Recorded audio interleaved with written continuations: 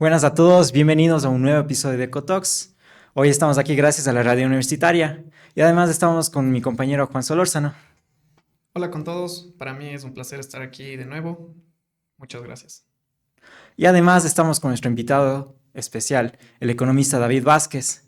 Eco, muchas gracias por venir. Cuéntenos un poco de usted. ¿Cómo están? Bueno, un cordial saludo para todos quienes nos sintonizan. Muchísimas gracias por la invitación. Bueno, mi nombre es David Vázquez Corral, tengo 30 años, soy economista, me gradué aquí en la Universidad de Cuenca, hice mi maestría en Economía en la Universidad Complutense de Madrid y actualmente me encuentro en cuarto año del doctorado en Economía en la Universidad Complutense de Madrid. Así que pues feliz de estar en este espacio y de compartir con ustedes.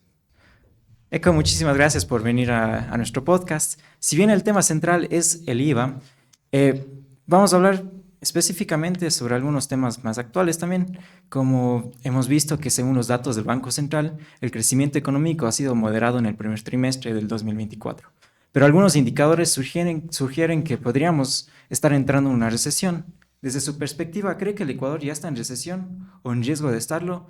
¿Cuáles serían los principales factores que estarían afectando a la economía del país actualmente? Por supuesto, bueno, entrando ya un poco en la pregunta y en el debate, pues hay que considerar ciertas cuestiones. La primera de ellas, el Banco Central ha manifestado de que la economía ecuatoriana ya se encuentra en un periodo de recesión. Esto quiere decir que con la nueva metodología y el cambio del año base, el 2018, lo que hace el Banco Central es cuantificar básicamente el ciclo de la economía ecuatoriana. Ellos ya manifiestan y pueden evidenciar en función del estudio que han realizado de que la economía desde el tercer trimestre del año 2023 ya ha iniciado un proceso justamente de estancamiento y un proceso recesivo. Esto se lo puede un poco palpar con ciertos indicadores que hoy en día son preocupantes. Uno de ellos es las ventas. Las ventas en general han venido decayendo de manera consecutiva. Por otro lado, tenemos una tasa de decrecimiento también interanual en lo que refiere al consumo de los hogares, la formación bruta de capital fijo, las exportaciones netas, etcétera. ¿Sí? Entonces, pues bueno, hay algunos indicios que nos permiten un poco manifestar de que la economía está viviendo un periodo de recesión, un periodo de estancamiento, porque no existe un estímulo hacia el consumo de los hogares, y esto es fácilmente verificable, obviamente, con el reporte de las ventas que lo da el SRI justamente, y además por la falta de empleo que se puede demostrar fácilmente por la estructura que tiene hoy en día el mercado laboral de la economía ecuatoriana.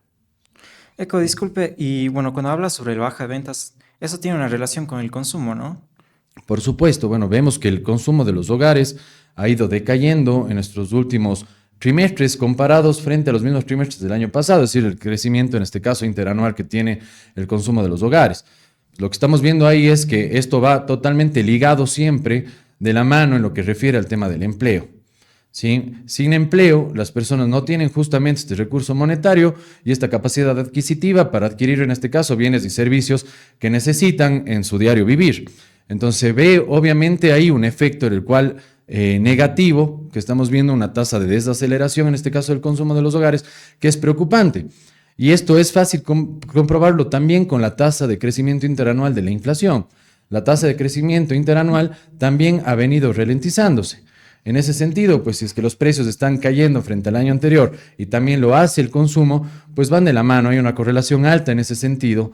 ¿Por qué? Porque los precios, en este caso, van de la mano en función de cuál sea la tendencia del consumo de los hogares y de las ventas. Y si bien, digamos, los precios no han subido tanto como han mostrado los indicadores de la inflación, entonces, ¿cuál sería, digamos, el motivo que las personas están dejando de consumir? ¿Serían sus bajas expectativas que tienen en la economía? Pues bueno, hay bastantes factores dentro de ellos. El primero, el sector productivo. ¿Sí? El sector productivo hoy en día vive en función de ciertas expectativas, ¿sí? De lo que vaya a pasar con el gobierno que vaya a entrar ahora en el primer trimestre del siguiente año. ¿Sí? Las empresas posiblemente vayan a esperar un lapso de tiempo para poder elegir su inversión como tal, su planificación. Por otro lado, si es que el consumo está ralentizándose, obviamente la producción lo va a hacer de cierta forma, por eso las importaciones también han caído en los últimos trimestres. Sí, y esto es un claro ejemplo de que no se está importando lo suficiente para producir. ¿Por qué? Porque la demanda está cayendo como tal, la demanda agregada. Entonces, en ese sentido, lo que podemos ver es que hay un claro ejemplo que al sector productivo también le afecta el tema de la seguridad. Sí, la inseguridad que estamos viviendo afecta justamente que sobre todo las MIPYMES puedan en este sentido pues recuperarse del sistema económico que estamos viviendo de manera general, ¿sí? Y que obviamente la seguridad que no viven y que no tienen como tal, pues no permite que se reactive la economía. Y por otro lado, a lo que ha generado es que se cierren varios locales de pequeñas y medianas empresas por las extorsiones que estamos viviendo. Esto es un claro ejemplo de que posiblemente el programa aplicado por el gobierno para combatir el tema de la inseguridad todavía no se está viendo resultados como tal palpables dentro de la economía. Claro, porque si vemos a nuestros países vecinos como Colombia y Perú, digamos, ellos registraron en el primer trimestre crecimientos lentos, menores a nosotros. Bueno, en el caso de Colombia, un 0.7% en el primer trimestre del 2024, Perú un 1.4% y nosotros un 1.2%. Pero en el segundo trimestre, bueno, aún no ha publicado el Banco Central para nosotros, pero en cambio en Colombia ha mostrado un crecimiento del 2.1% y en Perú en el caso del 3.6%. Y hay unas expectativas que van a seguir creciendo. Sin embargo, en el Ecuador se ven expectativas de que vamos a entrar más en una recesión más profunda, por decir. Por supuesto, bueno, tenemos alguna cuestión ahí un poco que puede ser controversial, ¿no? Con lo que define el Banco Central ya en que estemos en un proceso de recesión. Y es que la tasa de crecimiento interanual en el primer trimestre de este año es positiva del 1.18%.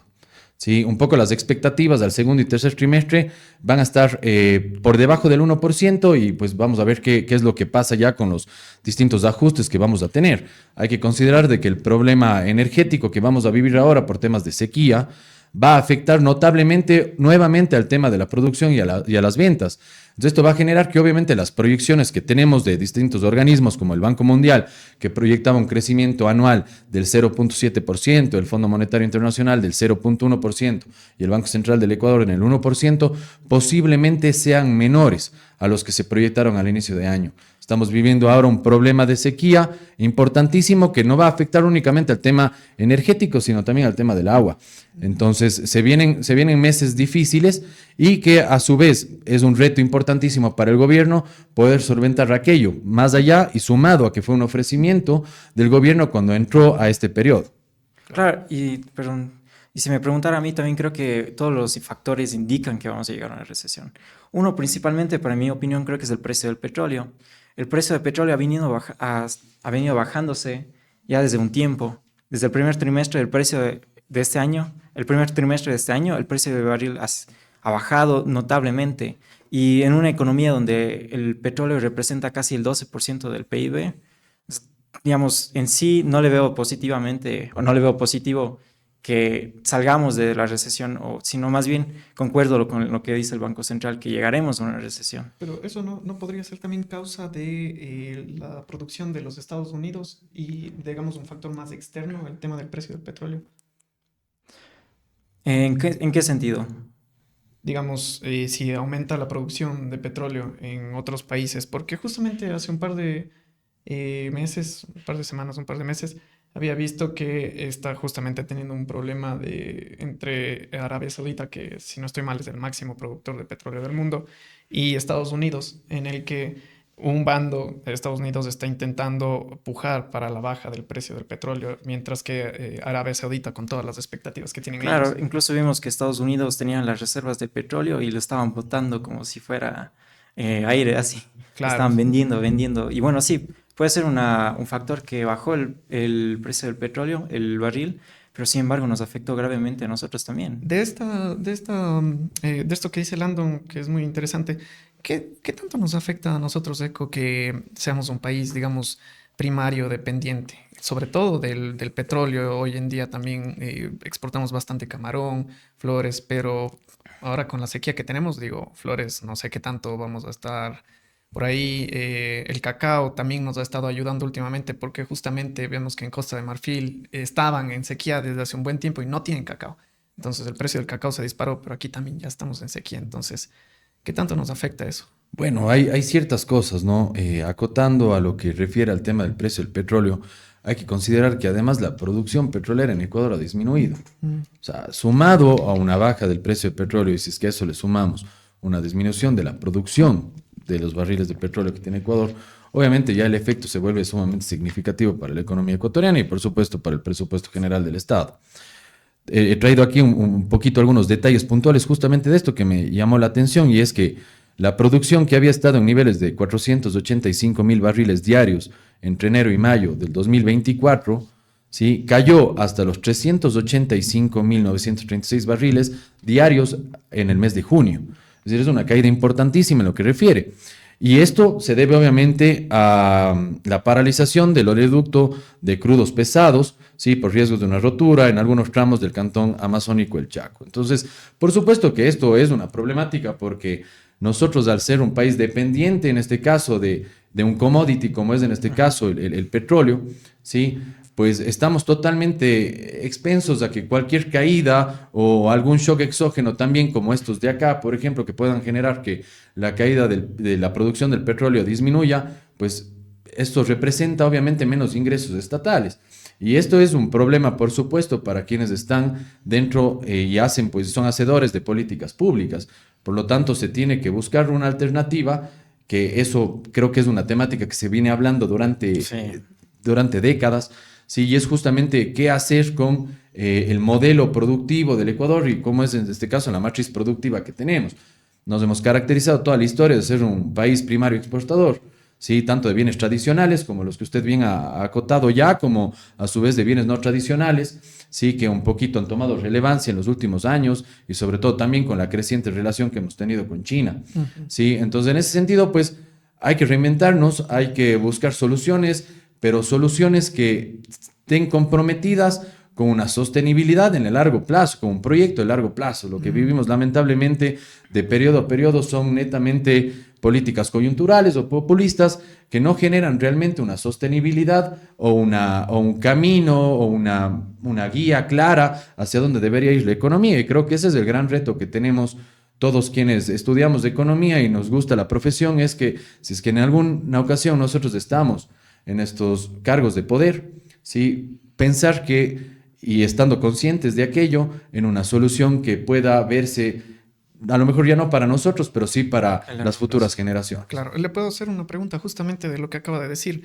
Es una pregunta que yo he hecho varias veces aquí en la facultad a varios profesores y cada uno tiene su opinión diferente.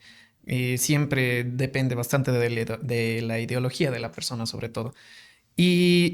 Y para mí es importante que, digamos, justamente que estamos tocando este tema, más o menos nos puede indicar cuál es su opinión al respecto sobre el Ecuador. Justamente como menciona, debemos buscar un plan a largo plazo, no populista. Entonces, el Ecuador debería concentrarse en, de alguna forma, buscar un proceso de industrialización para poder buscar exportar productos, digamos, ya más elaborados, o estamos bien siendo siempre primarios exportadores. Justamente me surge, o sea, recuerdo hace un par de meses, usted estaba en el Congreso de Economía, ¿no? No sé si estuvo en la inauguración. La rectora de nuestra universidad había mencionado que en un viaje a Europa ella se había sorprendido de la actitud que tenían hacia Ecuador desde Europa, como el jardín del mundo. Bueno, no solo Ecuador, sino Latinoamérica en general. El jardín del mundo de donde sacamos lo que necesitamos y acá se hace lo demás. ¿Cree que debamos buscar un camino diferente? Pues bueno, a ver, dentro del comercio internacional hay ventajas competitivas y comparativas que tenemos entre los países, ¿no? En ese sentido, nosotros importamos lo que no tenemos o no disponemos o no lo producimos dentro de nuestra frontera y exportamos lo que le hace falta, pues justamente al socio comercial como tal. Entonces, creo que seguir con un modelo primario exportador es importante. ¿Por qué? Por el empleo que esto genera dentro del campo, dentro del sector agrícola, sector manufacturero, pero yo sí creo que hay que buscar otra forma de, por ejemplo, hacer que ciertos servicios que nosotros tenemos, como por ejemplo el tema de la electricidad, ¿sí?, el tema del agua como tal. Es decir, no era una mala idea pensar en las hidroeléctricas que se lo pensó hace años atrás, sino la forma de ejecutar fue totalmente errónea como tal, porque eso posiblemente hoy podría haber sido otra historia la que estaríamos conversando hoy en día por temas de sequía, ¿sí?, y no intentando importar electricidad de un país vecino.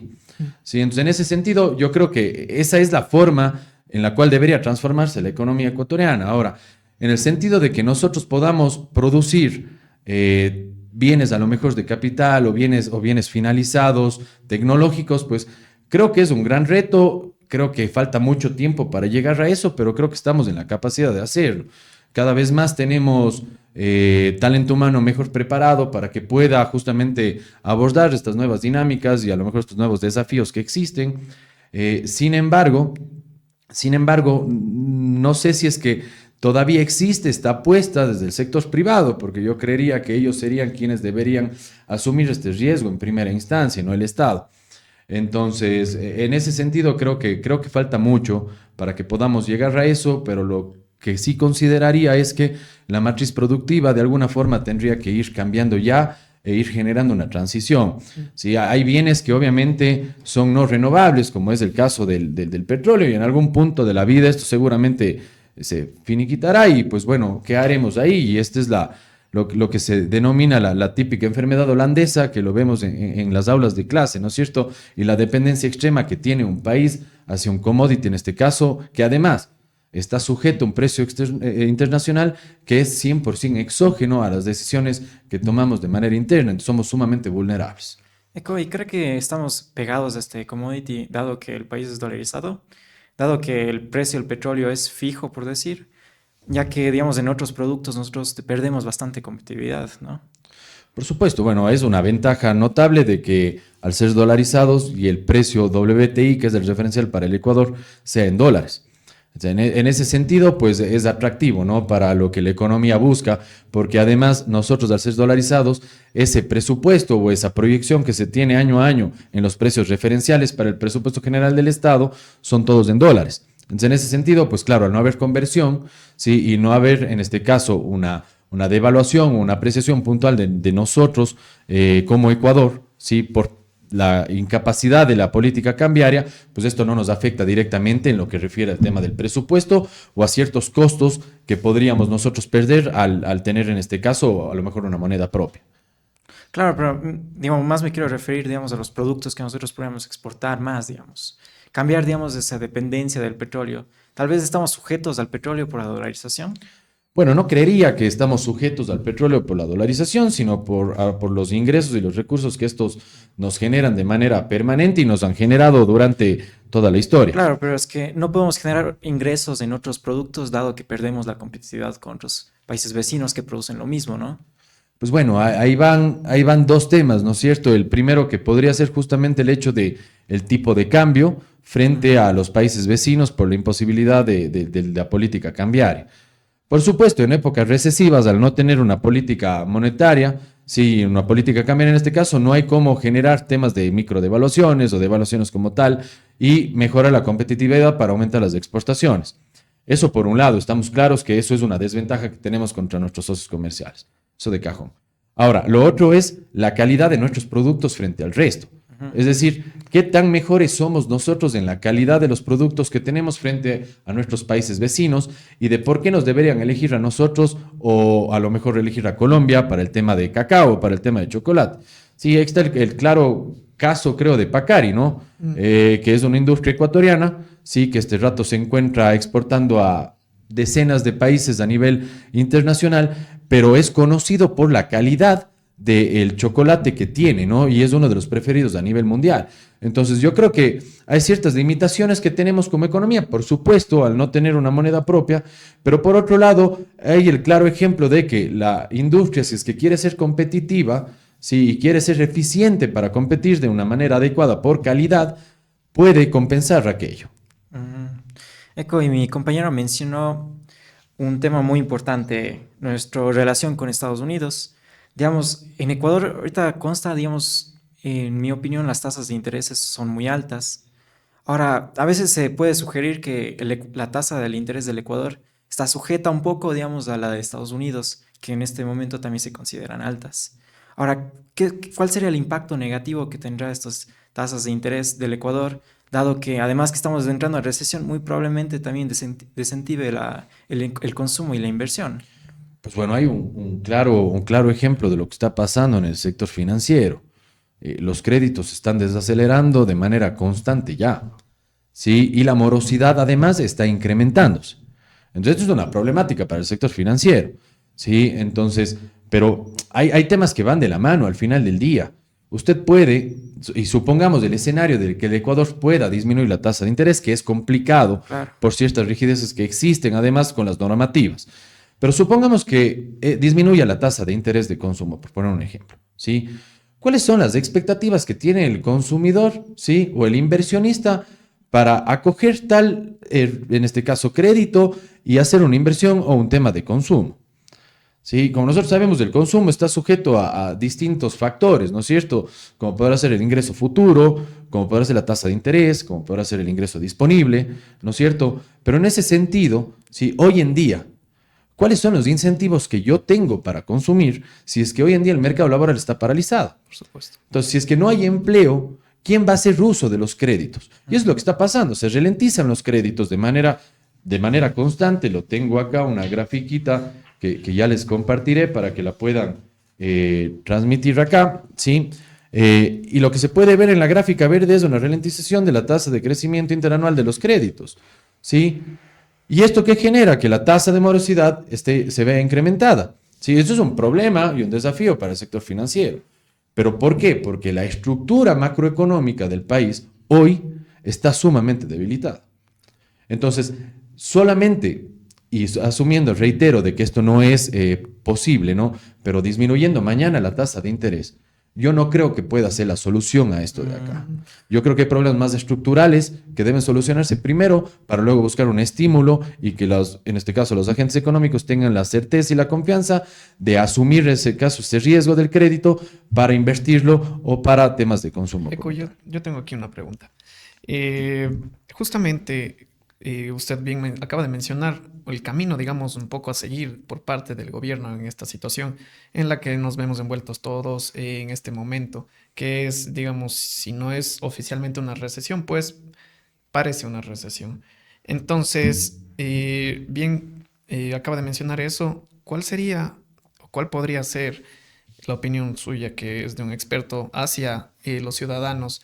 ¿Qué podrían hacer ellos en este caso para combatir la recesión? Porque obviamente las expectativas están, digamos, por los suelos últimamente. Entonces, tal vez cualquier cosa que se diga, digamos, es un poco delicado, ¿no? Porque de hecho reducir el consumo no es que no es que sea la solución, pero también la gente debe buscar una forma de protegerse frente a esta situación que estamos viviendo, ¿no? Por supuesto. Y todo va a estar en función del decil de ingreso de la población.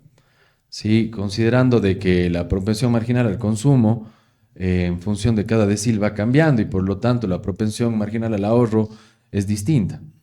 Entonces, realmente recomendar algo de manera puntual como un tip clarísimo está muchísimo en función de las condiciones que tenga cada uno de los hogares y de las familias, ¿no? Pero en el caso de que todavía tengamos un trabajo estable y que estemos viviendo todavía en relativa tranquilidad, pues yo lo que sugeriría es tratar de generar estos ahorros de manera permanente, ¿sí? Mes a mes, con el afán de que ese hogar en un momento a lo mejor ya de necesidad tenga los ahorros suficientes para suavizar el consumo. Que eso es un poquito lo que buscamos todos, ¿no es cierto? Es decir, en una época recesiva, en una época a lo mejor de vacas flacas, ¿no es cierto? Lo que nosotros hagamos sea coger ahorros, ¿sí? Para suavizar el consumo y no machacarle directamente y bajar el consumo de una manera desproporcional, sino tratar de suavizarlo. Yo creo que eso es eventualmente lo que tendría que haber hecho el Estado hace mucho tiempo con los recursos y los excedentes que fue generando, pero que lamentablemente hubo un abuso de gasto público, ¿sí? Justamente lo contrario. Entonces, la recomendación es que las familias no incurran justamente en una dinámica equivocada y errónea, sino más bien que tengan y puedan prever de que al final del día también los trabajos tienen un ciclo, ¿sí? Las oportunidades tienen distintos ciclos y que no nos vamos a mantener en el mismo cargo, en la misma situación durante toda la vida y que tenemos que ir previendo de que eso es factible y de que eso es correcto y que lo tenemos que ir generando un ahorro y una cajita, que yo siempre digo una caja fuerte, para poder solventar épocas en las cuales tengamos necesidades. Eco, y mencionó, dijo, tenemos, digamos, un trabajo seguro, o bueno, si tienen un trabajo seguro, y entrando más a ese tema del trabajo seguro, vemos que el Ecuador casi tiene un alto porcentaje de trabajo informal. si no estoy mal, solo el 36% de los ecuatorianos tienen un trabajo formal, es decir, tienen un sueldo básico que está por ley y además tienen los beneficios sociales. Pero en el escenario del Ecuador, donde casi 7 de cada 10 ecuatorianos donde no tienen un trabajo formal, no tienen ni beneficio social o están desempleados, ¿cuál sería, digamos, el escenario para ellos? O más bien dicho, ¿por qué hay esta gran discrepancia entre el trabajo formal e informal? Pues bueno, lo que usted manifiesta es sumamente cierto y es preocupante. La estructura del mercado laboral es realmente alarmante. Sí, como usted bien dice, solamente el 35% de la población económicamente activa tiene un empleo adecuado. Sí, estamos hablando de que un empleo no clasificado llega casi al 60%, sí, que es sumamente alto. Y además, ¿cuántos de estos empleos se encuentran dentro de la informalidad, ¿no? Que es justamente este empleo no clasificado o empleo inadecuado, llamémosle así. Entonces, perdón, empleo inadecuado puntualmente. Entonces, en ese sentido, lo que pasa es, claro, ¿qué es lo que sucede en el sector productivo? ¿Sí? Si el sector productivo, ¿sí?, no vende lo suficiente, no va a aumentar su producción. Si la producción se va a sujetar de cierta forma a las fluctuaciones y variaciones que tenga la demanda, ¿no es cierto? Entonces, en ese sentido, si es que la demanda no se reactiva nuevamente, no hay incentivos para que la industria produzca más y por ende necesite la contratación de nuevas plazas, ¿no es cierto? Y eso genere además una bola encadenada en la cual luego genere ingresos, consumo y nuevamente, ¿no es cierto? Entonces, en ese sentido, yo creo que el Estado tiene que buscar ciertas compensaciones, diría yo, ¿sí?, sociales a ciertos trabajadores, ¿sí?, para buscar y también ciertos incentivos para que los mismos trabajadores puedan afiliarse y los mismos empleadores, en este caso, busquen justamente esa figura. Si estamos viendo, pero de manera cada vez más constante, un trabajo informal y no el tema de las afiliaciones y no el seguro social. ¿Por qué? Porque hoy en día el empresario, ¿qué es lo que asume? ¿Qué es lo que piensa? Esto es un costo todavía mayor hacia la contratación. Claro. Sí, y como chuta no vendo lo suficiente y como está caída y deprimida la demanda agregada, ¿no es cierto?, los consumos de los hogares como tal puntualmente, ¿no es cierto? Entonces, ¿qué incentivo tengo yo de contratar más si es que produzco más y voy a generar más, en este caso, inventario, pero no realmente esto representado justamente en temas de facturación? Entonces, es una problemática súper fuerte, ¿no? La que se está viviendo en la estructura. Y creo que el reto es súper grande, ¿no? Porque aquí está uno de los pilares centrales donde el Estado debería asentar. Claro, cuando usted mencionaba antes de problemas estructurales, se refería a esto, de nuestro, digamos, rigidez en el trabajo, rigidez en el salario que tiene Ecuador. Pues bueno, hay varias posturas, ¿no es cierto? Sí. Ya un Sí, poco, ya es un poco más polémico. un poco de economía política para llegar a hablar sobre rigidez o flexibilidad, ¿no es cierto? El tema de la propuesta, por ejemplo, si vamos al tema del gobierno, el gobierno propuso ciertos incentivos para las empresas que contraten a diferentes personas de baja edad, de recién graduados en universidades públicas y distintas cuestiones, ¿no es cierto? Pues, pero a partir de esa situación, de esa propuesta de política, la estructura del mercado laboral no ha cambiado. Es decir, es bastante, como ustedes verán aquí, bastante constante.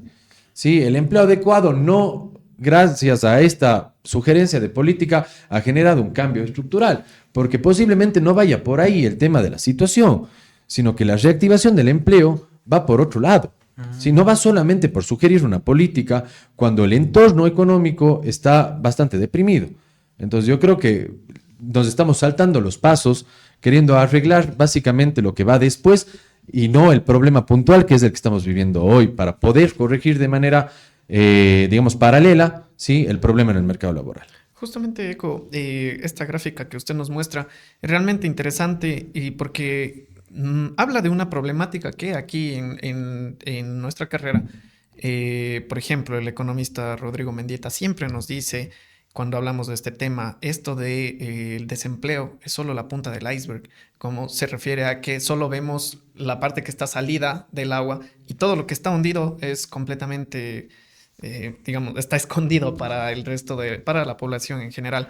Entonces, cuando vemos las noticias, cuando vemos que el desempleo es un problema, la gente casi siempre se queda con ese dato de que hay tal porcentaje de desempleo, pero casi nunca ven la otra parte del iceberg, que es justamente el empleo inadecuado que usted tiene ahí. Claro, es donde una incluso- cortina de humo, ¿no?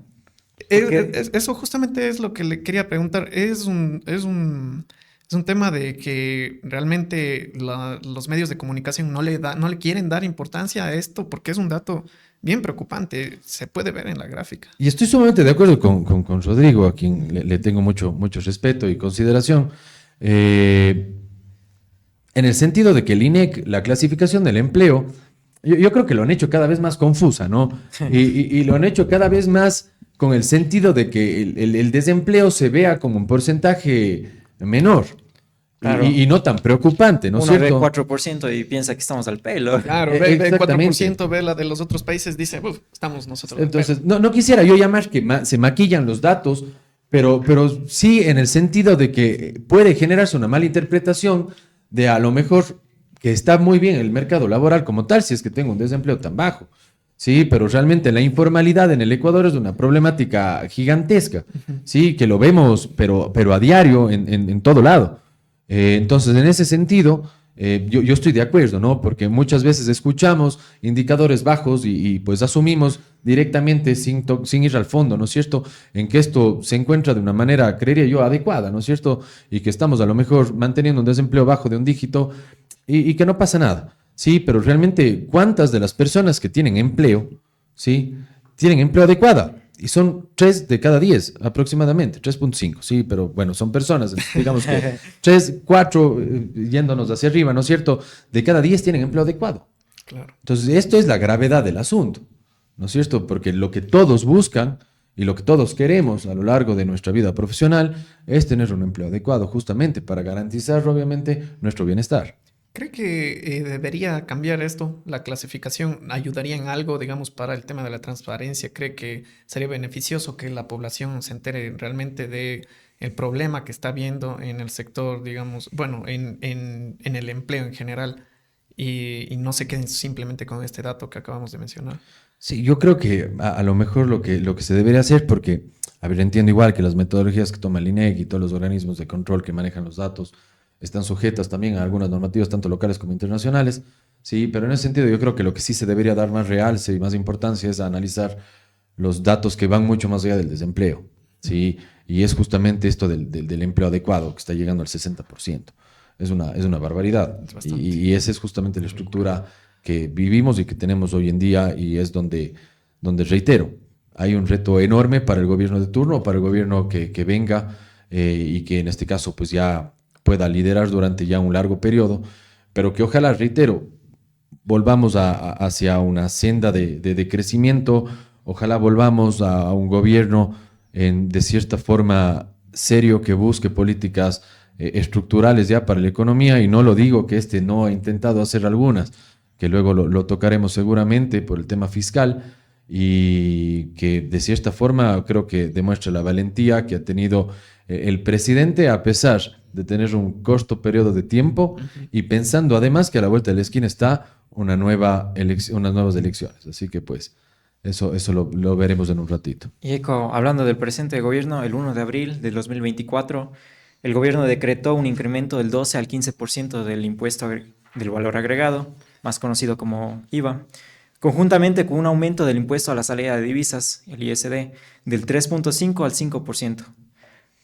Después de algunos meses, ¿cuáles fueron, digamos, los cambios que usted esperaba que pasarían en el Ecuador y cuáles de ellos se hizo una realidad? O más bien, ¿qué estamos pasando en estos momentos por ese incremento? Listo, yo creo que para analizar esto primero hay que asentar el análisis hacia el sector fiscal, ¿sí? Y el sector fiscal va 11 años, ¿sí?, en donde hemos podido ir evidenciando de que los ingresos estatales son menores de los ingresos estatales. Y esto es una problemática, porque cuando nosotros buscamos que una economía busque una senda de crecimiento sostenible en el tiempo, ¿sí?, por supuesto que vamos a necesitar financiamiento, ¿sí?, pero cualquier organismo internacional, ¿no es cierto?, va a estar en contra de prestar a un Estado en el cual de manera reiterativa y permanente vaya generando déficit año tras año, ¿sí? Y es un poco la dinámica que hemos vivido en los 11 años que tengo aquí la data, que seguramente igual esto estará desde hace años atrás, ¿sí? Entonces lo que vemos es que el resultado global deficitario durante mucho tiempo, el resultado primario del sector público no financiero de igual forma deficitario, tanto así que el año anterior, a finales de 2023, terminamos con un déficit del 5.000 millones de dólares, lo que representa aproximadamente el 5% del PIB. Entonces, claro, en esa circunstancia y en esa situación, ¿sí?, que ya han vivido algunos gobiernos, ¿sí?, algunos gobiernos, lo que ha pasado es, ¿quién estaba dispuesto a generar una política económica, ¿sí?, que sea apolítica?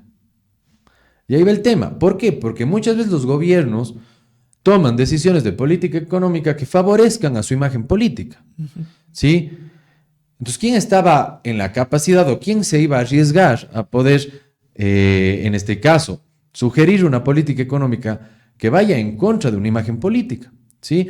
Y aquí lo hemos visto claramente, porque como usted lo menciona, terminamos con un déficit fiscal de 5.000 millones. Perfecto. ¿Qué tenía que hacer el Estado? Ajustes. Pero bueno, los ajustes los venimos pidiendo los economistas años atrás, sabiendo de que el ajuste es contractivo. Ojo, porque eso lo sabemos todos. No hay ajuste que le tenga feliz a toda la población, sino justamente lo contrario, ¿no es cierto? Hay que arreglar un poquito la casa, ¿sí? Y para eso hay dos formas de hacerlo. O incremento los ingresos estatales o disminuyo los gastos estatales. No hay otra. Es así, sencillo, ¿no es cierto? Entonces, ¿qué es lo que ha propuesto el Estado? Definitivamente, por un lado, incrementar los ingresos. ¿Cómo? En primer lugar, incrementando en abril 3 puntos porcentuales del impuesto al valor agregado, ¿sí? Eso por un lado, y que luego regresará al 13% ya de manera permanente, ¿verdad? Por otro lado, tenemos el tema del ISD, que subimos nuevamente al 5%, volvimos a los niveles anteriores. Y por otro lado, retiro de los subsidios de la gasolina Ecopaís o Extra, ¿no es cierto? Que eso representa casi 631 millones de dólares, ¿sí?, de ahorro anual que tendrá el Estado. O sea, le fue por los dos caminos. Por supuesto, le fue por los dos caminos, pero reitero yo de una manera sumamente arriesgada, ¿no? Sabiéndose de que posiblemente esto se lo conversaba hace años y hubiésemos podido vivir posiblemente un derrocamiento de una presidencia como tal.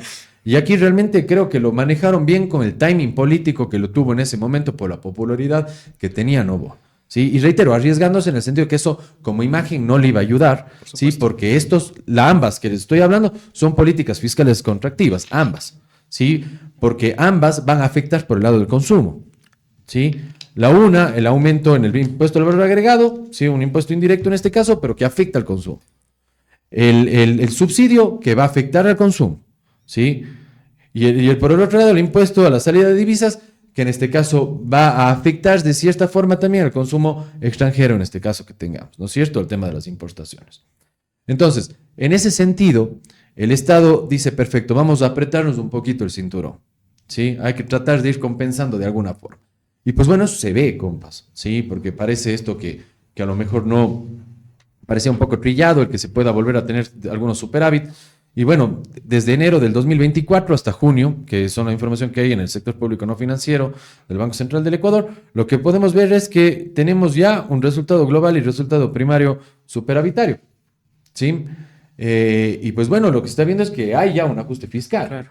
Ahora, ¿esto cómo afecta de manera general a la economía? Pues bueno, de manera contractiva. Por eso hay menos estímulo para el consumo de los hogares, ¿sí? Por eso hay menos estímulo para las importaciones, ¿sí? Entonces, en ese sentido, creo que fue un riesgo sumamente alto que ha tomado el Estado ecuatoriano, ¿no es cierto? Pero que era necesario y que creo que íbamos pidiendo aquello durante mucho tiempo. Y no porque estemos felices de que ahora nos cueste un poquito más cada cosa, ¿no es cierto? Sino porque estamos conscientes de que sin sostenibilidad fiscal no existe crecimiento. Si el Estado no hacía estos ajustes, no iba a haber desembolso por parte de los organismos multilaterales y por ende no se iba a poder cumplir los atrasos, que todavía hay algunos, ¿sí? No se iba a poder cumplir con cada uno de los sectores de la economía, ¿sí?, los recursos como tal, ¿sí? Y por ende tampoco íbamos posiblemente a cerrar diciembre del año anterior con los décimos, ¿sí? Había un déficit de caja por parte del Estado sumamente amplio que posiblemente no permitía cubrir todavía sus salarios. Entonces, en ese sentido, el Estado tenía que hacer unos ajustes. Entonces, ahí va un poco con la controversia, ¿no? Porque hay mucha gente que sataniza a los organismos multilaterales.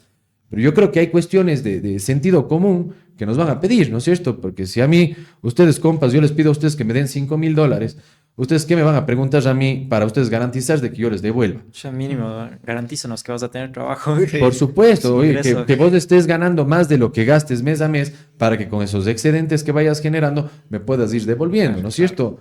Bueno, así funciona la economía a nivel macro, es sencillo. Si es que alguien te presta, te va a decir, oye, perfecto, yo te doy, pero tienes que ajustar, porque si no, ¿cómo me garantizo que me pagues? Y eso es lo que está viviendo el Ecuador hoy en día. Entonces, es un poquito de manera general en lo que refiere al tema del déficit fiscal. Y ahora, si les gusta, y podemos ya ahondar el tema del IVA, ya puntualmente. Ustedes me dirán. Eco, antes de que se metan en ese tema, porque es el principal del podcast y sobre todo es, digamos, lo que más nos interesa a todos hoy en día, porque creo que todos estamos viviendo el impacto de haber sufrido el aumento del IVA. Cuando estábamos en este Congreso de Economía, había una exposición que me pareció muy buena, muy buena.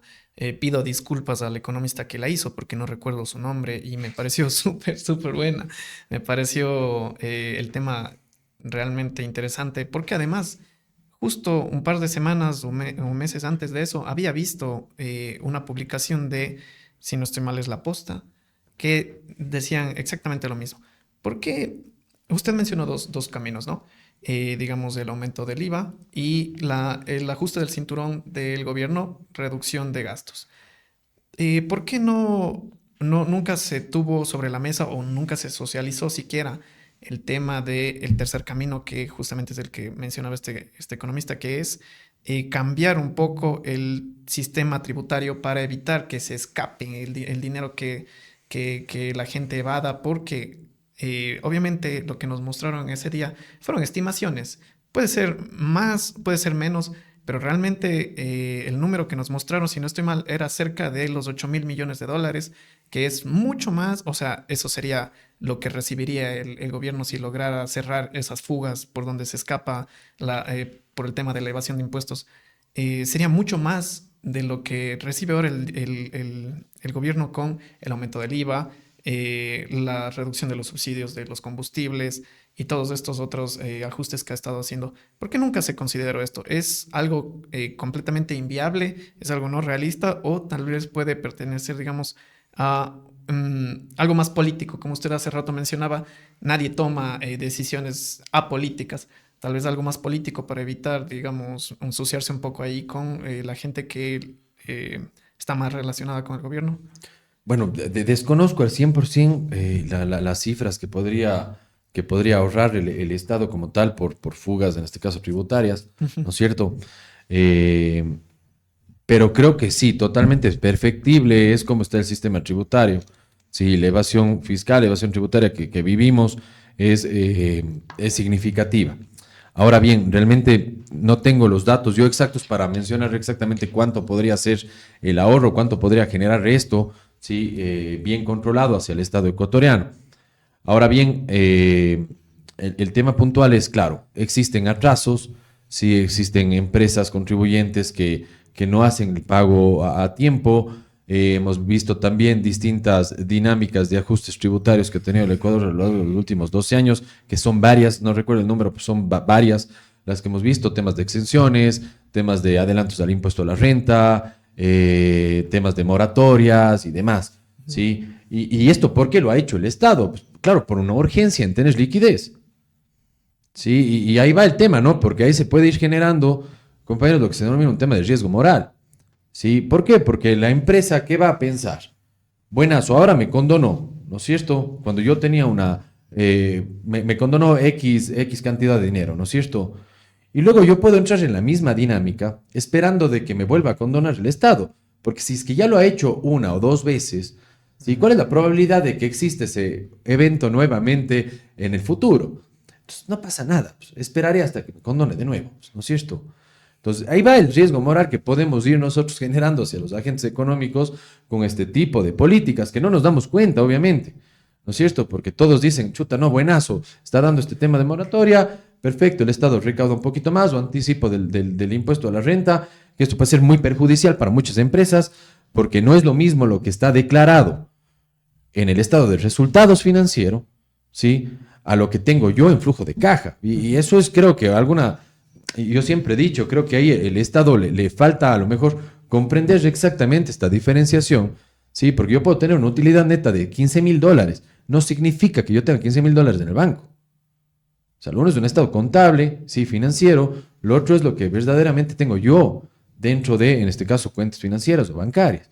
Sí, que muchas veces el adelanto del pago del impuesto a la renta puede ser, por supuesto, un tema de un incentivo para algunas empresas, pero para otras puede ser ajustarse todavía más, ¿sí? Porque no lo contaba. Entonces, en ese sentido, yo creo que el Estado, de manera perfectible, puede ir mejorando el tema de la recaudación y el tema de elevación, ¿sí? Para ir mejorando justamente, en este caso, la eficiencia de los recursos por parte de y hacia, en este caso, la sociedad. Es un tema de señalamiento, ¿no? Es un tema de señalamiento y parece ser que los últimos, digamos, no sé si es culpa de este gobierno, estoy seguro de que no, sino más bien es ya un tema del sistema tributario que tenemos ya desde hace varias décadas. Entonces es un tema de señalamiento y se han estado mandando las señales inadecuadas hacia las empresas, ¿no? Las señales de que tú puedes si hoy hiciste esto, tal vez podrías hacerlo también en el futuro y eso está evitando que se recaude lo que se necesita también, ¿no? Por supuesto, ese es el riesgo moral que generamos justamente con de manera reiterativa, ¿sí? En este caso generamos condonaciones, exenciones y demás, ¿sí? Que reitero, han sido excesivas en la última década. Esa es la problemática puntual y principal, creería yo. Y bueno, ahora sí entrando al tema del IVA concretamente. Bueno, tengo ahí un pequeño tabla que les voy a mostrar aquí y es sobre el impuesto de valor agregado del 2023 y 2024. Bueno, en abril se coleccionó, más o menos, se recoleccionó en el 2023 695 millones y en 2024 754 millones, con una diferencia de 58 millones para más recaudación, por decir, y una diferencia porcentual del 8.4%. En mayo, el 18.9%. En junio, 15%. Junio, 15% y julio, 67.14%. Es decir, obviamente, gracias a este aumento de IVA hubo más recaudación fiscal. Pero, digamos, ¿cuáles fueron las consecuencias principales? Fueron el consumo. Ahora, yo le quisiera preguntar si fue, digamos, valioso este aporte de aumentar el IVA. ¿Fue valorado? ¿Fue significativo? Teniendo en cuenta las consecuencias. Y bueno, yo creo que la valoración lo da la sociedad, ¿sí? ¿Por qué? Porque inicialmente cuando hablamos del incremento del IVA, se hablaba de que esto iba a estar destinado a un tema de seguridad y para cubrir algunos atrasos, pero puntualmente para seguridad. Y claro, si es que la población y el agente económico no ha cambiado esa percepción de inseguridad que la tenemos todos, Sí. entonces nadie va a estar de acuerdo en que ese incremento en la recaudación tributaria, ¿no es cierto? En este caso, impositiva, perdón, ¿no es cierto? Fue mal focalizado porque no está bien dirigida, porque no lo estamos nosotros sintiendo como resultados tangibles. Lo que usted ve, lo que usted dice es súper interesante. Yo aquí hice un gráfico de la recaudación, las compras y las ventas, ¿sí? Del SRI desestacionalizadas y con tasa de crecimiento interanual. Y acá fue justamente cuando el IVA se impuso en el 15%. Y la tasa de crecimiento interanual es súper clara, ¿no? Aquí vemos la recaudación, cómo se despunta. Exclusivamente julio, de la nada, julio tuvo un aumento de 470 millones y hasta ahora no, quería revisar por todas partes, pero no encontré una razón por qué julio se recaudó mucho más del IVA. Y pues bueno, podría estar sujeto a algo estacional. Sí, claro. habría que revisarlo. Habría que revisarlo puntualmente. Pero la tasa de crecimiento es significativa mientras las ventas y las compras están decayendo. Entonces, claro, no es que estamos recaudando más porque hay más consumo, sino netamente, ¿sí? Porque el aumento porcentual, en este caso de la recaudación, o el aumento proporcional del IVA, es mayor frente a la disminución proporcional, en este caso porcentual, de la caída del consumo, ¿sí? Entonces, en ese sentido, por eso estamos recaudando más, ante igual una caída en lo que refiere al tema de las ventas y las compras. ¿Sí? Ahora, hay que considerar el tema de también el IVA, ¿dónde está? ¿Sí? De los 359 productos que ocupa la INEC para calcular la inflación, ¿sí? El 58% de ellos tiene un IVA del 15%. ¿Sí? Y por otro lado, el 42% restante grava IVA 0%. ¿sí? Entonces, en ese sentido, claro, esto está sujeto también al tema del combustible, porque claro, reducimos el subsidio, quitamos el subsidio, pero además nos graban el 15% también en el combustible. Sí, entonces, al final del día, claro, el consumidor lo siente todavía más Claro. también dentro de ese sector y obviamente eso encarece también el tema del transporte como tal, a pesar de que igual el diésel sigue con temas de subsidio para algunos transportes en los cuales ocupen, en este caso, Ecopaís. Claro, y muchos pensamos que iba a haber una inflación, pero hablé con el economista Mendita y nos mencionaba que no es una inflación, digamos, continua, por decir, sino es una inflación ajustada. Tal vez nos pudiera hablar un poco más sobre esto, lo que tal vez quería mencionar el economista. Y bueno, a ver, hay que considerar algunas cosas, ¿no? Cuando nosotros hablamos de inflación, hablamos del crecimiento sostenido de los precios en el tiempo. Ujú. Si acá lo que nosotros hemos vivido es una subida de una sola vez, es decir, yo paso del 12 al 15%, por supuesto que esto se va a sentir, porque si usted ve la tasa de inflación para el mes de abril, y tengo el dato acá exactamente, si me permiten 2 segundos, lo tengo acá. Tenemos acá, sí, que para el mes de abril hay una tasa de crecimiento Claro. frente al año anterior, la tasa de crecimiento interanual. ¿Sí? Esto es obviamente por el incremento de, en este caso, el IVA. Pero luego, ¿qué hemos visto ya? Una tasa de decrecimiento en lo que refiere, interanual, reitero, ¿sí? En la tasa de inflación. ¿Sí? Entonces, hay una subida de una sola vez de los precios como tal. Igual ¿Sí? sería, digamos, el mismo caso en caso de que aumenten los precios de los, digamos, de la gasolina, por decir. Cuando quitaron el subsidio, aumentaron los precios de la gasolina y también va a haber, digamos, un pequeño ajuste, ¿no? Ujú. No se espera que esos precios sigan creciendo. De manera sostenida, no. Tendrán a lo mejor un cierto periodo de rezago que tienen todas las políticas, ¿no es cierto? Hasta que se ajuste como tal los indicadores. Sí, pero esto no de manera continua o derivada a este tipo de políticas, ¿sí? Claro. Es decir, se esperaba que el índice de precio al consumidor crezca, por supuesto, en abril. Sí, esto era de cajón, que todos lo esperábamos como tal, ¿sí? Ahora, el tema es que no es que la inflación como tal sigue disparándose mes a mes frente al año Claro. anterior, sino ya estamos viendo que se va ajustando de cierta forma, ¿sí? Y esto obviamente está condicionado al consumo, ojo, ¿sí? Porque que vaya ralentizándose el tema de la inflación es porque el consumo no está dinamizándose de una manera efectiva o de una manera constante, que esto genere que se dé un incremento de precios, porque hay que considerar que usualmente, no siempre, pero usualmente el ciclo de la inflación es totalmente procíclica ante en este caso, el Producto Interno Bruto. Entonces, usualmente los precios siguen a la tendencia de lo que sigue el crecimiento económico, la actividad económica. Algo que también se había conversado aquí en la facultad en varias clases es que justamente cuando se tomó esta medida de subir el impuesto del IVA, de subir el IVA, perdón, en 3 puntos porcentuales, se había dicho desde el gobierno que esto no iba a afectar a la gente de escasos recursos, porque en su mayoría ellos consumen productos que no graban IVA.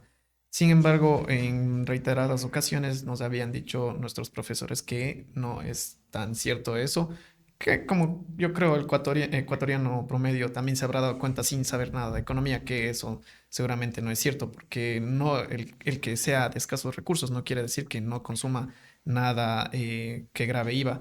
Y además, de alguna u otra forma, con todo lo que usted acaba de mencionar, que a la final sí, el combustible sube y sube por dos lados, Claro. eso también afecta de una u otra forma a los productos que no graban IVA, como pueden ser los productos agrícolas y demás, que sí se ha visto un aumento en los precios de los productos agrícolas también. Por supuesto, bueno, hay mucho debate de que si es que el IVA realmente es regresivo, ¿no? En el Ecuador. Sí, yo realmente de manera particular no he realizado un análisis de manera detallada o profunda sobre este particular, pero sí pude un poco y he podido revisar últimamente algunos estudios que me han llamado la atención, ¿no? Hay uno de, por ejemplo, de Diego Rojas Báez, sí, que trabaja que entiendo que publicó en la revista El SRI, claro, y que hablaba que realmente la estructura del impuesto al valor agregado en Ecuador es muy cercana a ser proporcional, ¿sí? Que si ustedes quieren esto podría llamar un poco la atención debido a que todos hemos escuchado siempre, quienes hemos estudiado economía, de que el IVA es regresivo, tal cual. Antes de continuar, tal vez Claro. nos puede ayudar con la definición de qué es un impuesto regresivo para... Por aquellos supuesto. Bueno, un escuchantes. impuesto regresivo es que afecta de mayor proporción, en este caso, a hogares de escasos recursos frente a los que son de mayores recursos. Es decir, una familia pobre, ante un incremento en el IVA, en principio debería verse afectada más de manera proporcional que una familia con mayores recursos económicos.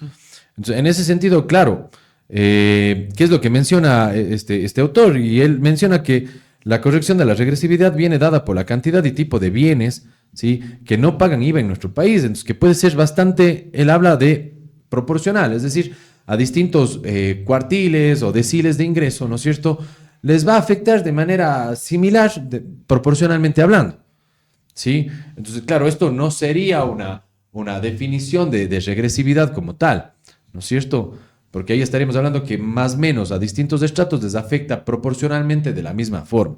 Por otro lado, hay un estudio que justamente revisaba del Departamento de Economía, Empresa y Desarrollo, de acá de la Universidad de Cuenca, que ellos manifestaban que hay una clara tendencia de una regresividad en el impuesto al valor agregado, en donde obviamente, en este caso, un incremento en el IVA va a afectar más y en mayor proporción a hogares con menores recursos, ¿sí? Entonces, en ese sentido, pues bueno, hay un debate grande, ¿sí?, en el particular de que si es que esto es regresivo o no. Yo creería que sí, ¿sí?, de muchas formas. Y por otros lados, dependiendo de cierta forma la característica del hogar y cuál sea de cierta forma el lugar al cual frecuentan para hacer las compras de necesidades básicas, podría cambiar, pero en manera general, es decir, en promedio, como nos gusta hablar a nosotros, pues por supuesto que estaríamos hablando de que el IVA es un impuesto regresivo como tal. Así que pues esto lo podríamos ya hacer exposa a esta política, ¿no? Y realmente hacer un análisis ya de impacto, ¿no? Ajá. De cómo podría haber afectado realmente esta resolución. Una Sí, idea de tesis. Exacto, una idea de tesis interesantísima, por Bueno, ejemplo, ¿no es cierto? Y hacer un análisis realmente que podría ser un contrafactual, ¿sí? Y poder analizar justamente cuál es el impacto que tuvo esto frente a X hogares y frente a otros, ¿no es Claro, cierto? porque aquí justamente lo que se decía, y como digo, yo sí pienso que justamente hablar de estas cosas es importante, porque no es que uno tiene que ser 100% entendido en economía para hablar de estas cosas, y es importante que se discuta, pero creo que se puede intuir, como digo, sin entrar tanto en la materia, que un hogar de mayores recursos, digamos de clase media para arriba, con este aumento del IVA, no se va a ver tan afectado como un hogar de la clase media para abajo, porque justamente un hogar de la clase media para arriba es un ejemplo que igual me habían dado en clases que se me quedó, esas cosas se quedan, ¿no? Y decía, si un hogar de estos consumía 14 atunes al mes, seguramente ahora va a consumir 13 o 12. Pero eso no va a suceder en un hogar de clase baja, digamos.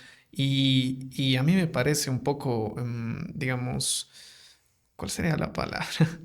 Para no pasarme, pero me parece surrealista por parte del gobierno decir que los hogares de clases más bajas no van a verse afectados por este aumento Tal del vez jugar con las expectativas de las personas, tal vez, no sé. Ahí hay un tema, compas, que es la cuestión de que si aquí hay un efecto ingreso o un efecto sustitución, IVA. ¿sí? Pero totalmente no existe un efecto de sustitución, porque usted no puede dejar de consumir un bien con IVA 15 y tener un sustituto perfecto con IVA grabado 0. Por supuesto. Entonces, esto se habla aquí realmente ya de un efecto directamente hacia el ingreso, un efecto ingreso. Entonces, por supuesto que, claro, proporcionalmente, la familia con menores recursos se va a ver mayormente afectada frente al resto. Entonces, en ese sentido, justamente ahí está la regresividad que tiene, en este caso, este impuesto indirecto. Y Eka, ahora entrando, digamos, a un tema más personal. Usted como decano de la Facultad de Ciencias Económicas y Administrativas de la Universidad Católica de Cuenca, y también siendo docente, y recientemente siendo estudiante, un doctorado, y también no lejos del pregrado, ¿cómo, digamos, fue esa experiencia reciente de, ahora ser profesor, tener esa experiencia reciente de ser alumno? Pues bueno, creo que es emocionante. Yo tuve la suerte de ser ayudante de cátedra cuando estudiaba acá en la Universidad de Cuenca ¿Era de micro, profe? y de microeconomía y claro, y empezó un poco la pasión de la docencia. Creo que es bastante fácil cuando también algunas aptitudes y creo yo que pasiones se heredan, ¿no? Mis dos papás, mis dos padres son docentes universitarios, fueron docentes universitarios. Mi papá aquí toda su vida de docente justamente en la carrera de economía, director de carrera. Y claro, tuve la suerte de aprender de él día a día, de lo que le gustaba, de lo que le apasionaba y sobre todo de cambiar un poquito el mundo, ¿no? Con ese granito de arena, apostando algo de lo que uno sabe, de lo poco que uno sabe, hacia nuevas generaciones y que tengan esa hambre ellos de seguir creciendo y de seguir mejorando. Entonces, en ese sentido, yo creo que es bastante emocionante, ¿no? Y sobre todo, al tener uno una muy buena experiencia también con muchos docentes, uno se queda siempre con algún docente que te marca y que a lo mejor te encantó la clase, la metodología de hacerlo. Justo aquí ya Y- sabemos de cuál está hablando. ¿Qué le marcó? y yo tuve varios docentes que realmente lo hicieron y creo que eso es lo que trato de transmitir, ¿no? Es realmente cómo me gustó aprender a mí y eso es cómo me gusta enseñar a mí a los nuevos estudiantes. En ese sentido creo que es apasionante eso y sobre todo el generar un ambiente cómodo de aprendizaje, de confianza, de respeto, por supuesto, ¿sí? Y de intercambio, ¿no? Porque el conocimiento no está solamente hacia los estudiantes, sino también, y creo que en la mayoría de ocasiones, el docente es quien más aprende de los estudiantes. Y creo que eso es lo maravilloso de la experiencia. Por supuesto. Digamos, yo cuando a veces estoy estudiando y digo, ¿cómo pudiera explicar esto a alguna persona? Digo, no, pues puedo hacer esto, puedo hacer otra cosa, pero, y me doy cuenta, digamos, siendo estudiante, puede ser mucho mejor como profesor, porque estás en el puesto del alumno, sabes lo que el alumno quiere o lo que el alumno pretende entender, pero sin embargo creo que ha habido a veces, digamos, una discrepancia entre esos dos lados, por decir. Ujú. Sí, y justamente con lo que usted acaba de decir y lo que dijo Landon, que me parece muy valioso, combinando un poco las dos ideas, usted comenzó diciendo que para usted, digamos, ha sido muy valioso todo esto de haber salido recién como estudiante y ser ya docente, que tiene las ganas, para usted es emocionante. Y justamente Landon menciona que a veces hay esa desconexión, o es lo que nosotros, por ejemplo, tal vez podemos percibir aquí en la universidad. Y tal vez no solo nosotros, sino hablando con gente de otras facultades y demás, siempre surgen esos temas. Y bueno, es bueno tenerlo a usted aquí, que trabaja en el sector privado, en una universidad del sector privado. Eh, por ejemplo, aquí vemos, y antes de irme por ese lado, sobre todo su opinión me parece valiosa porque usted mencionó que su papá fue aquí docente, ¿no? Muy seguramente con una titularidad. Sí. Así es. Ok, entonces aquí nosotros a veces hemos percibido que eso, y no solo aquí, sino en todo el mundo, hay estudios en Argentina que demuestran que, por ejemplo, tener titularidades no permite que se generen los incentivos para que los profesores intenten mejorar, intenten conectar más con los estudiantes, den más de ellos mismos por el mismo hecho de que su sueldo esté más Claro, usted en como beneficio de profe, eso. como ex alumno de aquí de la U de Cuenca, también creo que ha pensado como nosotros sobre los profesores titulares, que a veces como que no hay tanto, como dice Juan, ese incentivo de innovar. Digamos, cómo se refleja usted ahora siendo decano hacia los estudiantes de la Universidad Católica. Y justamente eso no se da en el sector privado. O sea, bueno, yo creo que la docencia se define con la palabra pasión. O sea, quien es docente primero debe encantarle y debe amar mucho lo que hace, porque el enseñar yo creo que es un arte. O sea, yo no creo que sea sencillo enseñar. Es más, no creo que todos están en capacidad de enseñar. Por supuesto. Yo creo que quien está en capacidad de enseñar es quien realmente tiene esta aptitud de hacerlo y tiene este don de hacerlo, de transmitir. ¿Sí? Porque hay personas que saben muchísimo, pero no necesariamente saben cómo transmitir de manera adecuada a los estudiantes, ¿no es cierto? Entonces ahí va un tema primero de reinventarse, de innovarse, de actualizarse de manera constante y permanente, ¿no? Y de que las clases sean sumamente didácticas, porque yo creo que eso es lo más importante dentro del aula universitaria. El dar primero esta confianza, este ecosistema, llamémoslo así, dentro del aula, para que el estudiante tenga la confianza absoluta de darse la mano y opinar, independientemente si es que la opinión es 100% correcta 99% correcta, ¿sí? O 10% correísta. Exactamente, indispensablemente, independientemente de la ideología política que tengan, porque eso es justamente la libertad que se tiene en el tema universitario. No es un adoctrinamiento como tal, sino más bien es todo lo contrario. En donde están las aulas está la educación, donde nacen las nuevas ideas, los nuevos pensamientos, los nuevos pensadores, las nuevas teorías y demás. Salen de las aulas como tal. Entonces, yo creo que es importante de que se le dé los insumos a los estudiantes para que los puedan ocupar. Y ya en función de a lo mejor preferencias, gustos que tenga el estudiante como tal, pueda incorporarse, pueda definirse en una línea, o pueda seguir luego una maestría en esto, en el otro. Pero yo creo que el docente tiene que ser una guía. ¿Por qué? Porque el estudiante que ingresa a su carrera universitaria está tomando una decisión de vida. O sea, parece poca cosa, pero no. La universidad es una decisión de vida. Porque uno cuando elige qué estudiar, elige en lo que quiere, en el área en la que quiere trabajar, y ojalá sí lo permita la vida, ¿no es cierto? Pero en donde va a dedicarse durante toda su vida.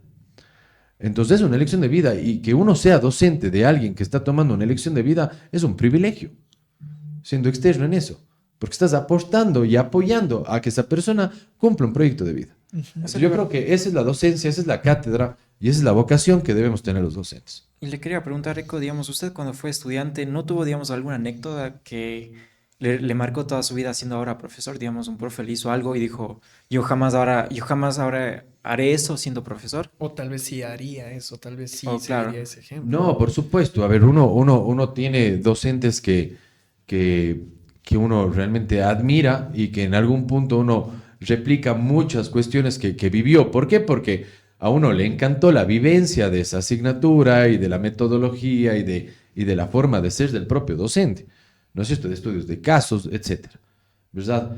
Entonces, uno se queda, claro, con eso y para mí posiblemente esa metodología es la más adecuada, posiblemente para alguien no lo fue, ojo, ¿no? Porque puede ser que el mismo docente para uno fue el mejor y para otro fue el peor.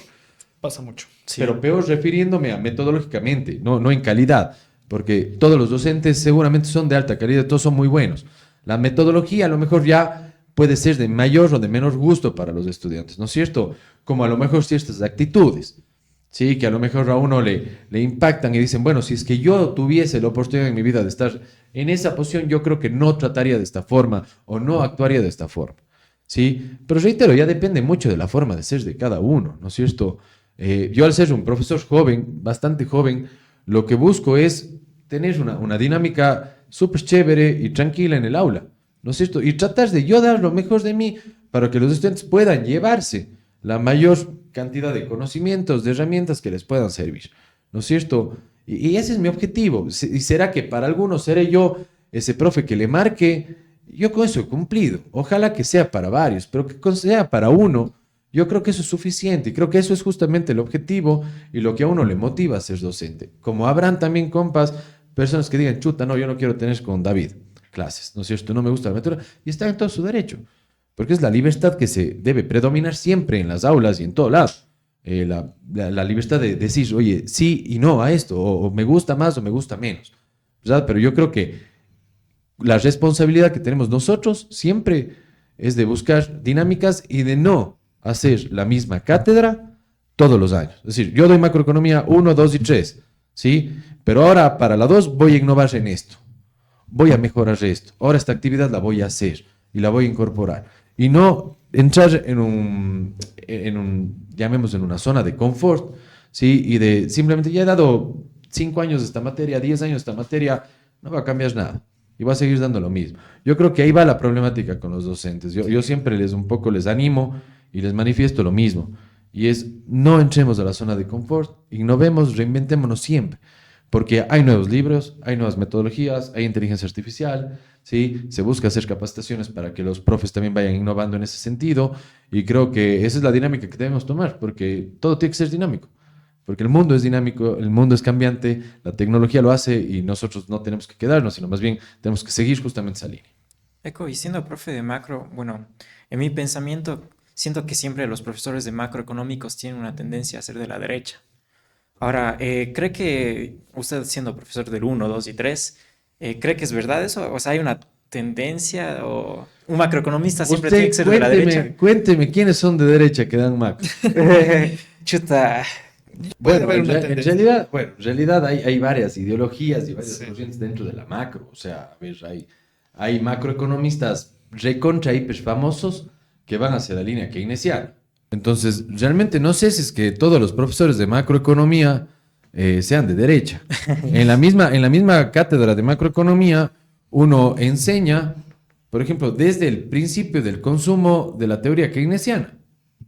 Sí, es uno de los primeros fundamentos que uno enseña en Macro 1, ¿no es cierto? Entonces vemos desde un tema keynesiano, como también vamos a un tema de Friedman, ¿sí? Como vamos a un tema de Modigliani, ¿sí? Los Como vamos a un tema de institucionalistas. Lucas, como vamos a un tema de crecimiento económico ya de Solow. Es decir, hay distintos autores que no se definen netamente como un tema de derecha, ¿sí? Entonces ahora, si es que a mí me preguntan a mí de manera personal, yo me ubico dentro del centro. Yo creo que eso es lo adecuado, ¿sí? Hay que ser bastante eclécticos en lo que se refiere a temas de ideología, porque la receta no es perfecta, ¿sí? En ningún extremo. Y yo lo critico así. Entonces, en ese sentido, yo creo que el tomar distintas cuestiones y análisis para fundamentar mejor distintas políticas o soluciones siempre es más conveniente y creo que es más enriquecedor, ¿sí? Porque no me sesgo yo por algo y tampoco estoy cegado hacia una ideología de economía política ya puntual o radical. ¿Y cómo intenta no transmitir, digamos, su ideología hacia los estudiantes? Porque siento que a veces cuando un profesor es muy de la derecha, tal vez no intencionalmente, transmite ese como pensamiento, ideología a los estudiantes. Puede ¿Cómo ser. usted no lo hace? Pues bueno, nosotros lo que hacemos son muchos estudios de caso, entonces realmente yo no me baso en un criterio ya subjetivo mío como persona, que lo puedo tener, pero no lo hago en clase, sino lo que intento yo siempre es con estudios de casos ser lo más puntual y técnico para hacer los análisis dentro de las mismas. Entonces, claro, en mis clases se ha criticado el gobierno de Correa, como se ha criticado el gobierno de Lenín Moreno, se ha criticado también el gobierno de Guillermo Lasso y se ha criticado también algunas cuestiones del gobierno de Daniel Noboa y cómo se han sacado también aciertos de cada uno de ellos, ojo. ¿Sí? Entonces, no hay un sesgo político ideológico que lo tengo, ojo. ¿Sí? Porque tengo muy claro mi tema político, a lo mejor es que tengo yo, o ideológico, alineado más hacia a lo que yo considero. Pero eso no lo pongo en clase, ¿sí? Porque es innecesario, porque cada uno tiene la libertad de elegir, ¿sí? La ideología que guste, ¿sí? Al final del día, el objetivo final de cualquier economista es maximizar el bienestar social. Estamos con una forma u otra, al final del día vamos a llegar o pretendemos llegar a esa misión con más Estado, con menos Estado, con más política fiscal, con más monetaria, etcétera, etcétera, etcétera. ¿Sí? Pero al final del día lo que buscamos es que aumente la producción, que aumente el empleo, que disminuya la desigualdad, que disminuya la pobreza, ¿no es cierto? O al menos esos son los indicadores que todo macroeconomista quiere que estén sanos y que estén de manera adecuada, ¿no es Por cierto? supuesto. Sí. Entonces, eso es lo importante. De ahí ya el tema que a usted le guste más, ideológicamente, si usted quiere ser monetarista, pues sea monetarista, ¿sí?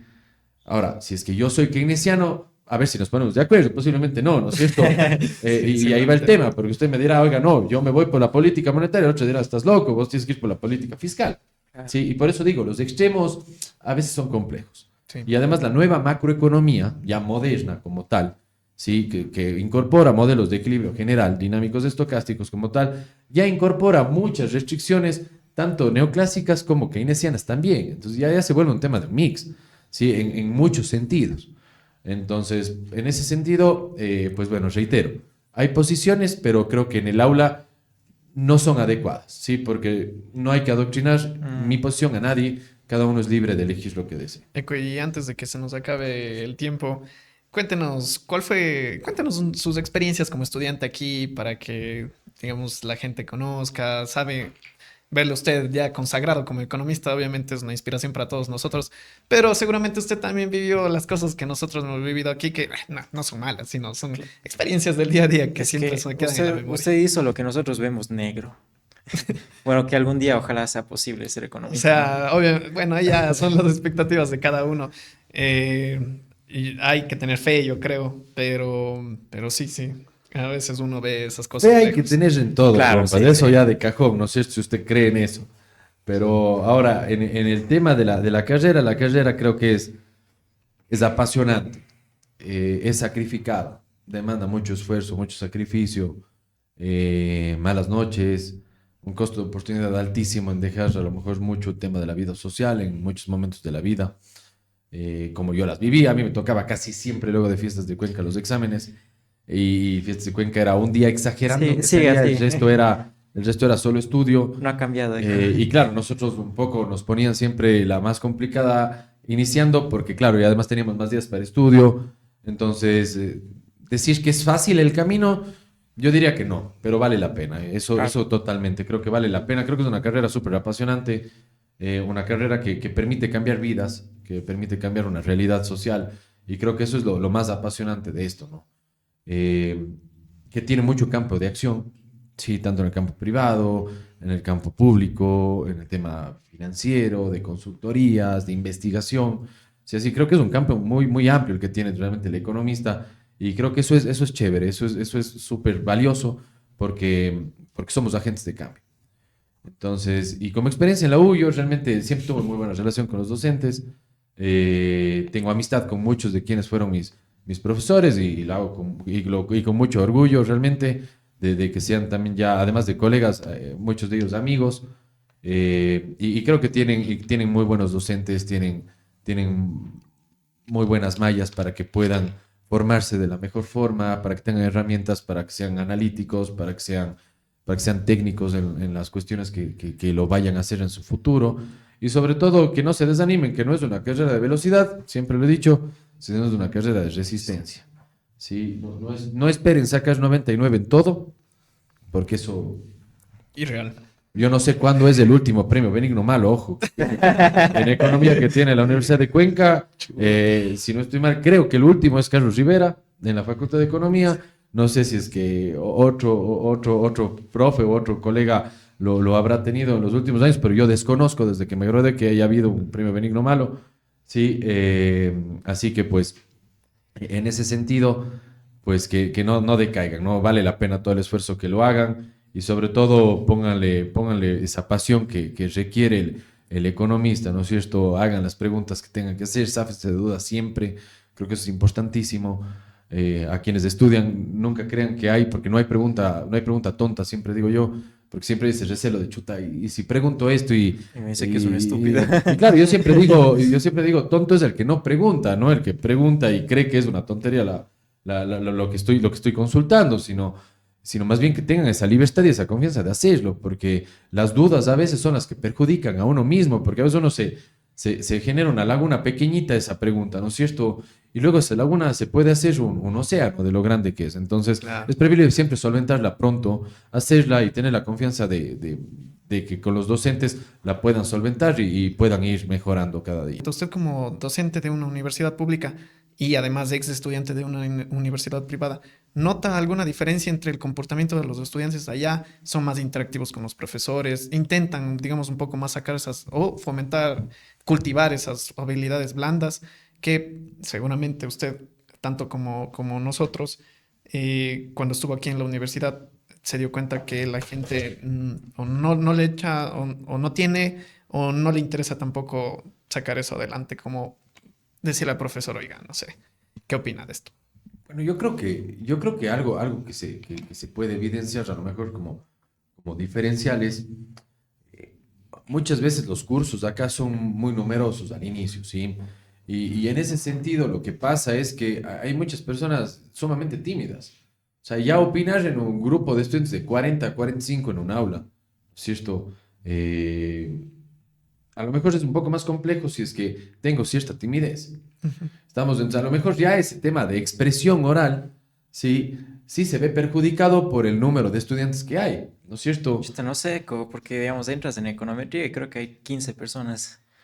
O sea, claro, pero bueno, econometría no está en primer ciclo. Ah, Entonces, a lo que voy ya, claro, en la privada, muchas veces los cursos son de 20, 25, sí, Más más o personalizado. menos, claro, o sea, hasta cursos pequeños ya de 15, 18, ¿no es cierto? Y claro, en ese sentido, a lo mejor hay como generar más trabajos grupales, más exposiciones, por obviamente el tiempo que demanda eso en la clase. Ya un grupo numeroso, a lo mejor son 4 horas que se necesitan para exposiciones y demás, ¿no es cierto? Y por temas de planificación no siempre es posible. Sí, pero ya en cursos un poco más pequeños, pues sí hay a lo mejor también que se genera un poco más de esa dinámica para que sean más extrovertidos, para que opinen más, para que participen más.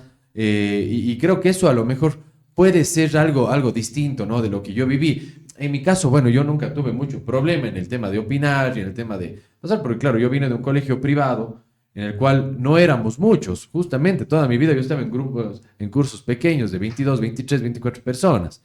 Entonces, claro, yo tuve una dinámica desde el colegio en el cual participaba, eran exposiciones, trabajos grupales, debates, ¿no es cierto? Entonces, venir acá, pues bueno, yo seguía con mi dinámica, básicamente. Pero claro, si yo vengo de un colegio público de 50, 60 personas y vengo a la universidad en cursos grandes, ¿no es cierto? A lo mejor no de la misma cuantía, pero un poco menos, ¿no es cierto? Entonces, a lo mejor esa dinámica de cambio, de ser ahora extrovertido, tampoco la voy a vivir y no la voy a sentir desde el inicio. Entonces creo que eso podría ser una de las diferencias así, a lo mejor que se puedan dar, pero reitero, siempre hay de todo, siempre hay la persona extrovertida en cualquier universidad que esté, siempre hay la persona introvertida en cualquier universidad donde esté. Sí, es decir, no es que porque esté en la privada son todos extrovertidos, no, para nada. Sí, tampoco hay como generalizar, pero un poco creería yo de algo que podría haber notado yo como estudiante y ahora profesor.